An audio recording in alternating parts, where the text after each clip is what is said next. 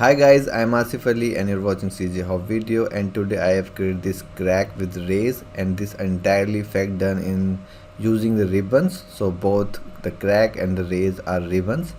And if you have not subscribed my channel yet, please subscribe, and if you like, just please comment and share my video.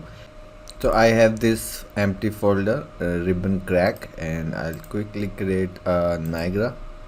Here I will take the fountain fx, and I'll create a basic material for my ribbon. So M just color. Okay, so I'll take just the particle color and connect it here to the emissive.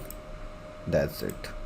And in this one I'll remove this sprite renderer, and I'll take the ribbon and I'll use this material.